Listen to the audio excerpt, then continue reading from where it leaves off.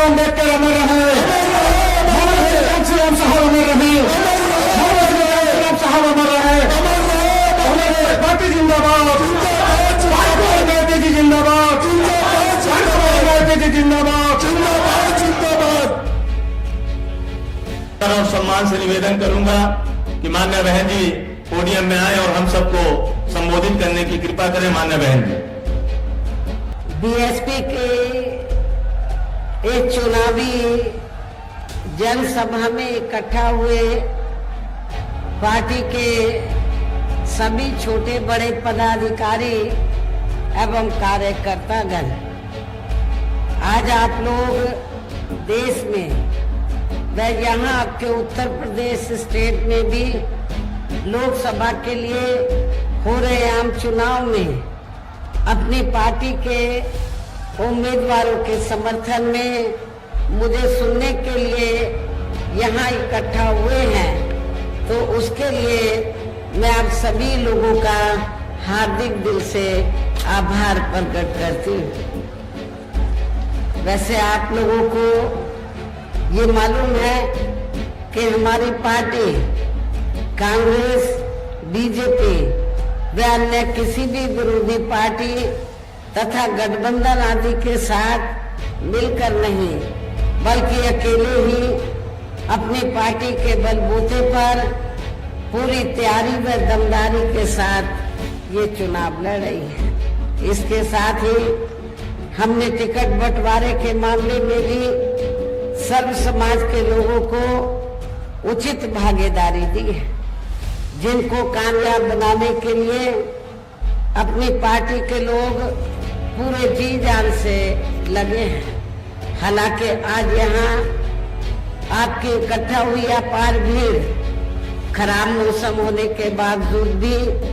आज यहाँ आपकी इकट्ठा हुई अपार भीड़ व भीड़ के जबरदस्त जो उसको भी देखकर अब मुझे भी एक काफी हद तक भरोसा हो गया है कि पिछली बार की तरह इस बार भी आप लोग अपने प्रदेश से या लोकसभा चुनाव में अपनी पार्टी का बेहतर रिजल्ट जरूर लाएंगे। इसके लिए अब मैं आप लोगों का ध्यान कुछ जरूरी बातों की तरफ दिलाना चाहती हूँ और इस संबंध में विशेषकर मैं कांग्रेस, बीजेपी व इनके अन्य सभी सहयोगी दलों के बारे में ये कहना चाहूंगी कि आजादी के बाद शुरू में केंद्र व देश के काफी राज्यों में भी ज्यादातर सत्ता यहाँ कांग्रेस पार्टी के ही हाथों में केंद्रित रही है, किंतु इनकी अधिकांश मामलों में रही गलत नीतियों एवं गलत कार्य प्रणाली आदि की वजह से ही फिर इस पार्टी को केंद्र व काफी राज्यों की भी सत्ता से बाहर होना पड़ा है तथा यही स्थिति इनकी सहयोगी पार्टियों की भी बनी रही है, जिसके कारण ही फिर पिछले कुछ वर्षों से भारतीय जनता पार्टी व इनके सहयोगी दल केंद्र एवं काफी राज्यों की भी सत्ता में काबिज हो गए हैं, लेकिन इनकी भी ज्यादातर रही जातिवादी, पूंजीवादी, संकीर्ण, सांप्रदायिक व द्वेषपूर्ण नीतियों एवं कार्य प्रणाली आदि से तथा इनकी कथनी व करनी में भी काफी अंतर होने की वजह से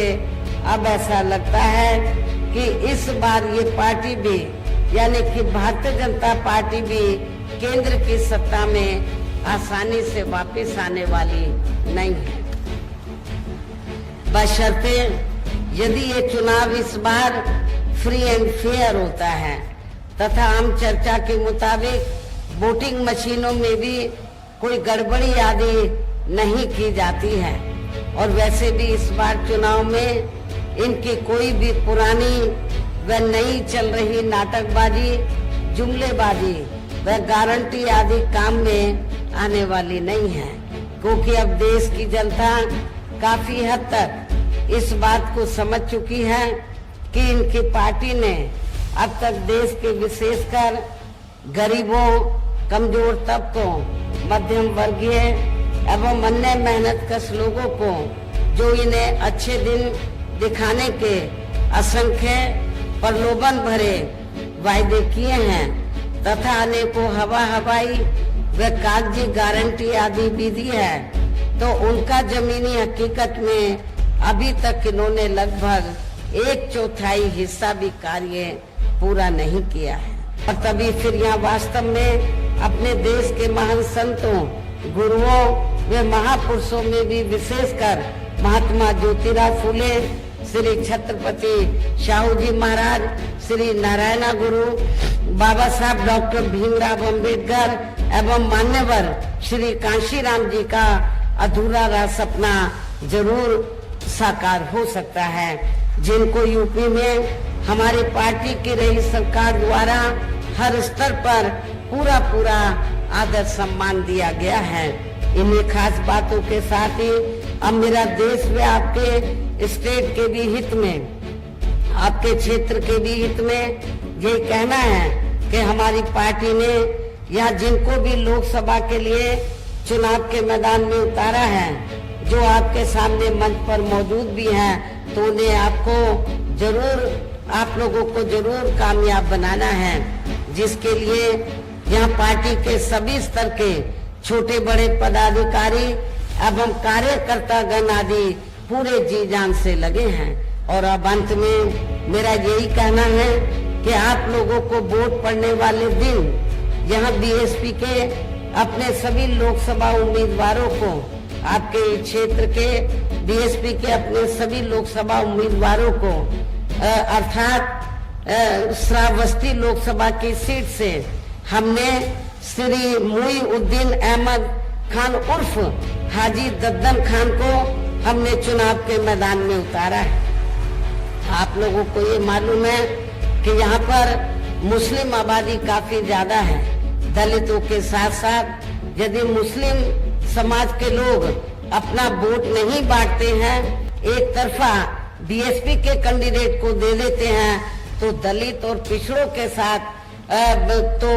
मैं आपको दावे के साथ कह सकती हूँ कि इनको कोई चुनाव जीतने से रोक नहीं सकता है। ये अच्छे वोटों के अंतर से जरूर चुनाव जीतेंगे। बहराइच जो सुरक्षित लोकसभा की सीट है, शुल्क कास्ट में विभिन्न जातियां हैं,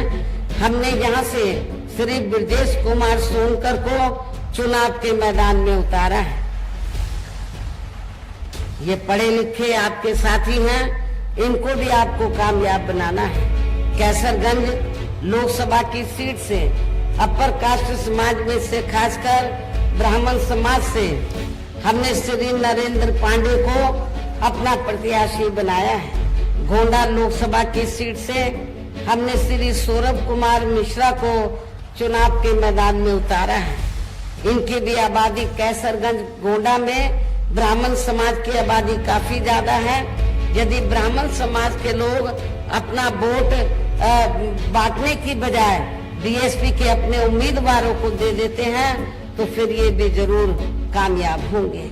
आपके इस देवी पाठन मंडल में विधानसभा गैसड़ी में बाई इलेक्शन हो रहा है, तो इस बाई इलेक्शन में हमने मोहम्मद हारिस खान को चुनाव के मैदान में उतारा है। मेरी आप लोगों से पुरजोर अपील है, आप लोगों से यही कहना है कि आप लोगों को वोट पड़ने वाले दिन यहाँ अपनी पार्टी के सभी लोकसभा उम्मीदवारों को बाई इलेक्शन में जो विधानसभा का चुनाव लड़े, उनको भी अपनी पार्टी के हाथी चुनाव चिन्ह के सामने वाले बटन को दबाकर इन सभी प्रत्याशियों को जरूर कामयाब बनाना है। इनको रिकॉर्ड तोड़ वोटों के अंतर से जरूर जिताकर भेजना है। इस खास अपील के साथ ही अब मैं अपनी बात यही समाप्त करती हूँ। जय भीम, जय भारत।